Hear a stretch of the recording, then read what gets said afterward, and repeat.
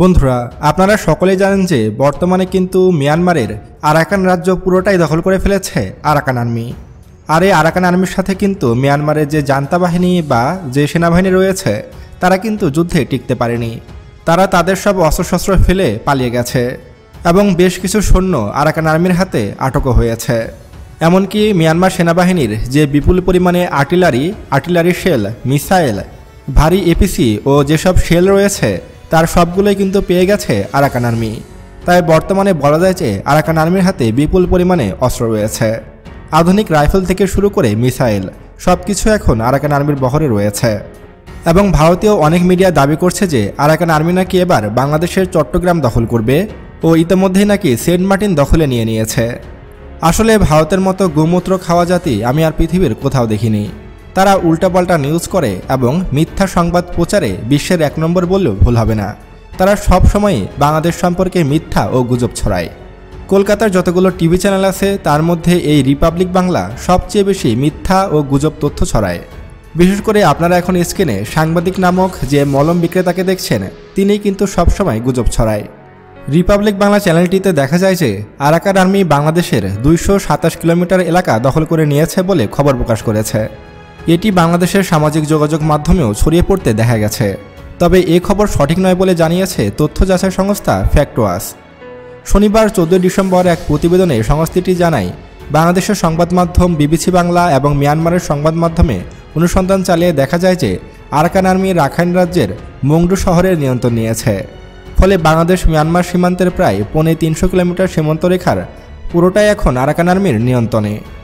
ফলে মিয়ানমার অথবা Arakan army বাংলাদেশের সীমানায় এসে ভূমি দখল করে নিয়েছে এর তথ্যটি মিথ্যা হিসাবে চিহ্নিত করেছে ফ্যাক্টওয়াচ। রিপাবলিক বাংলা তাদের ইউটিউব চ্যানেলে 272 কিলোমিটার বাংলাদেশ দখলের খবর প্রকাশ করেছে, যেটা একটি মিথ্যা খবর। বিবিসি বার্মিজ সার্ভিসের বরাতে বিবিসি বাংলার প্রতিবেদনে আরাকান আর্মির মুখপাত্র ইউ থাং থুখার বক্তব্য হিসাবে উল্লেখ করা হয়েছে যে এরই মধ্যে তারা পশ্চিম অঞ্চলের জান্তা বাহিনীর কমান্ড হেডকোয়ার্টার দখলসহ রাখাইন রাজ্যের নিয়ন্ত্রণ নিতে যুদ্ধ চালিয়ে যাচ্ছে। প্রতিবেদনটিতে টেকনাফ উপজেলা নির্বাহী কর্মকর্তা শেখ এহসান উদ্দিনের বরাতে আরও বলা হয়েছে, আরাকান আর্মি শুধুমাত্র মিয়ানমারের অঞ্চলই দখল করছে, তারা বাংলাদেশের বর্ডার অতিক্রম করেনি বা বাংলাদেশের কোনো কিছুই তারা দখল করেনি। মিয়ানমারের বিখ্যাত গণমাধ্যম ইরাবতীর বরাতে জানানো হয়েছে যে বাংলাদেশ সীমান্ত সংলগ্ন মিয়ানমারের 270 কিলোমিটার এলাকা সম্পূর্ণ নিয়ন্ত্রণে নিয়েছে আরাকান আর্মি। 8 ডিসেম্বর বাংলাদেশ সীমান্তবর্তী মায়ানমারের মুংডু শহর দখলের দাবি করে দেশটির সশস্ত্র বিদ্রোহী গোষ্ঠীটি আরাকান আর্মি। মিয়ানমারের গণমাধ্যম ইরাবতীর বরাতে প্রথম আলোর প্রতিবেদনে বলা হয়েছে, মংডুর দখল করার সর্বশেষ ঘাঁটি থেকে সেনা কর্মকর্তা ব্রিগেডিয়ার জেনারেল থুরিন থু সহ জান্তা বাহিনীর কয়েকশো সদস্যকে গ্রেপ্তার করেছে আরাকান আর্মি। অর্থাৎ এই অঞ্চলের সবকিছুই দখল করে নিয়েছে আরাকান আর্মি। বর্তমানে আরাকান আর্মি তাদের আরাকান রাজ্যের বেশিরভাগ অঞ্চলই দখলে নিয়েছে। পুরো আরাকান রাজ্যের দখল নিয়েছে এটা বললেও ভুল হবে না। তবে এখানে একটু সমস্যা রয়েছে। মিয়ানমারের মুংডু দখলে নেওয়ার পরপরই আরাকান আর্মি নাফ নদীতে নৌ চলাচলের উপরে নিষেধাজ্ঞা জারি করে। এই নিষেধাজ্ঞার পর বাংলাদেশে টেকনাফ সেন্ট মার্টিন নৌপথে যাত্রীবাহী ট্রলার ও স্পিডবোট চলাচল বন্ধ হয়ে গেছে। পর্যটকরা অন্য পথ ব্যবহার করে সেন্ট মার্টিনে যাচ্ছে। ফলে বাংলাদেশিদের সেন্ট মার্টিন দ্বীপে যাওয়া অনেকটাই ঝুঁকিপূর্ণ হয়ে গেছে। আরাকান আর্মি মুংডু দখলের কারণে বাংলাদেশ মিয়ানমার সীমান্তে ব্যাপক উত্তেজনা বিরাজ করছে। তবে বাংলাদেশের ভূমি দখলের কোনো ঘটনা ঘটেনি, কেননা আরাকান আর্মিরও সাহস নেই বাংলাদেশের ভূমি দখল করার। এগুলো শুধুমাত্র গালগল্প হিসাবে প্রচার করছে ভারতীয় গণমাধ্যম। ফলে ভারতীয় গণমাধ্যম রিপাবলিক বাংলায় প্রকাশিত খবরটিকে আমরা গুজব হিসাবেই ধরে নিচ্ছি। বন্ধুরা, এবার আমরা সিরিয়া প্রসঙ্গে আসি। সিরিয়ায় হায়াত তাহরির আল শামের নেতৃত্বে চালানো সামরিক অভিযানের মুখে সিরিয়ায় আসাদ পরিবারের কয়েক দশকের নৃশংস শাসনের অবসানের পর দেশটির ভবিষ্যৎ নিয়ে গুরুত্বপূর্ণ প্রশ্ন উঠেছে।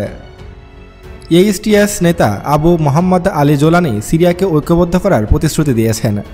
তবে তিনি এ লক্ষ্য অর্জন করতে পারবেন কিনা তা এখনও নিশ্চিত না।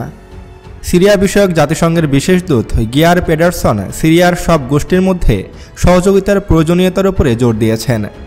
পেডারসন বলেছেন, মোটামুটিভাবে এইচটিএস এবং অন্যান্য সশস্ত্র গোষ্ঠীকে আশ্বস্তকর বিবৃতি দিতে দেখেছি।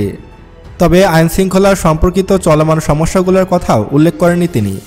সিরিয়ার পরিস্থিতি যত দ্রুত পরিবর্তন হচ্ছে তা থেকে আগে থেকে অনুমান করা কঠিন যে সিরিয়ার বর্তমান এবং ভবিষ্যৎ অবস্থা কী হবে। এতদিন হয়তো আপনারা জেনে এসেছেন যে সিরিয়াকে যুদ্ধের ময়দান হিসেবে ব্যবহার করেছে আমেরিকা, চীন, রাশিয়া, এমনকি ইরান। সিরিয়ার বিগত প্রেসিডেন্ট বাশার আল আসাদ নিজের ক্ষমতা টিকিয়ে রাখার জন্য বিভিন্ন সময় দেশকে রাশিয়া ও আমেরিকার মতো দেশের কাছে বিক্রি করে দিয়েছে। যুদ্ধের মাঠ হিসাবে নিজ দেশকে ব্যবহার করতে দিয়েছে সিরিয়া। এমনকি বাশার আল আসাদ নিজের ক্ষমতা টিকিয়ে রাখার জন্য ব্যাপক হারে গণহত্যা, ধর্ষণ, লুটপাট ইত্যাদি চালিয়েছে নিজ দেশে। তবে বর্তমানে সিরিয়ার শাসনভার যিনি নিয়েছেন এসটিএস গোষ্ঠী, তারাও কিন্তু খুব বেশি একটা যে ভালো মানুষ তাও কিন্তু না। তাই বর্তমানে সিরিয়ায় গৃহযুদ্ধ বাঁধার একটা বিশাল সম্ভাবনা তৈরি হয়েছে। যে কোনো সময় সিরিয়ায় আবারও গৃহযুদ্ধ শুরু হতে পারে। ইতিমধ্যেই কিন্তু ইসরায়েল একের পর এক বিমান হামলা চালাচ্ছে সিরিয়ার ভূখণ্ডে। ইতিমধ্যেই কিন্তু সিরিয়ার প্রায় 20টি অঞ্চলে বিমান হামলা চালিয়েছে ইসরায়েল। ইসরায়েলের প্রেসিডেন্ট বেনিয়ামিন নেতানয়াহুর দাবি, সিরিয়ায় অসংখ্য ইরানের সামরিক ঘাঁটি রয়েছে এবং ইরানের বেশ কিছু সৈন্য রয়েছে সিরিয়াতে, আর সেগুলোকে লক্ষ্য করে একের পর এক বিমান হামলা চালাচ্ছে ইসরায়েল। ইসরায়েলের বিখ্যাত গণমাধ্যম দ্য জেরুজালেম পোস্ট জানিয়েছে যে তারা একের পর এক সিরিয়ায় বিমান হামলা চালাচ্ছে। তাদের মূল লক্ষ্য হলো ইরানের ঘাঁটিগুলোকে সিরিয়া থেকে উড়িয়ে দেওয়া এবং ইরানের যেন কোনো অস্তিত্ব সেই অঞ্চলে না থাকে, সেটি প্রধান লক্ষ্য ইসরায়েলের। ইসরায়েলের গণমাধ্যমটি আরও দাবি করে যে ইরান হিজবুল্লাহর মাধ্যমে যে ইসরায়েলকে দখল করার পরিকল্পনা করেছিল এবং ইসরায়েলকে যে ধ্বংসের প্ল্যান করেছিল, সেটা আর বাস্তবায়ন হবে না ইরানের। ইরান এবার সিরিয়াতেও মার খেয়েছে ইসরায়েলের হাতে, এমনটাই দাবি করছে ইসরায়েলের গণমাধ্যমগুলো। তবে প্রকৃত সত্য কথা হলো যে বাশার আল আসাদ যতদিন ক্ষমতায় ছিলেন সিরিয়ার, ততদিনই হয়তো ভালো ছিল। কারণ সে সময় কিন্তু রাশিয়া ও ইরানের ব্যাপক উপস্থিতি ছিল সিরিয়ার ভূখণ্ডে। এমনকি সিরিয়ার ভূখণ্ডে রাশিয়ার বিমান ঘাঁটিও রয়েছে। এমনকি ইরানেরও একাধিক সামরিক ঘাঁটি রয়েছে সিরিয়ায়, আর সেগুলো এখন ইসরায়েলের প্রধান টার্গেটে পরিণত হয়েছে। বর্তমানে সিরিয়ায় যারা শাসন করছে অর্থাৎ এসটিএস, তাদের সাথেও কিন্তু রাশিয়ার যথেষ্ট ভালো সম্পর্ক রয়েছে। আপনারা হয়তো জানেন যে বিগত কয়েক বছর ধরে বাশার আল আসাদ কিন্তু সিরিয়ায় ব্যাপক নির্যাতন চালিয়েছে। এমনকি সিরিয়ায় গণহত্যাও চালিয়েছে বাশার আল আসাদের বাহিনী। এমনকি বাশার আল আসাদ এতটাই নিকৃষ্ট হয়ে গেছিল যে সে তার দেশের নাগরিকদের গুম করতেছিল এবং একের পর এক মার্ডার করতেছিল। শেষ পর্যন্ত কিন্তু সিরিয়ার জনগণও বাশার আল আসাদের ওপর থেকে আস্থা উঠে ফেলে এবং তারা এসটিএসকে সমর্থন দেয়। আর এসটিএসই বর্তমানে পুরো সিরিয়া শাসন করছে। যদিও তাদের শাসন ব্যবস্থা কেমন হবে এবং তারা কিভাবে ইসরায়েল ও আমেরিকার মতো দেশের কাছ থেকে নিজেদেরকে সুরক্ষিত করতে পারবে, সে বিষয়ে কোনো তথ্যই পাওয়া যাচ্ছে না। তবে সিরিয়ায় আবারও গৃহযুদ্ধ শুরু হতে পারে বলে ধারণা করছে বিশেষজ্ঞরা। কারণ সিরিয়ার অনেক জনগণই কিন্তু এই এসটিএসকে পছন্দ করে না।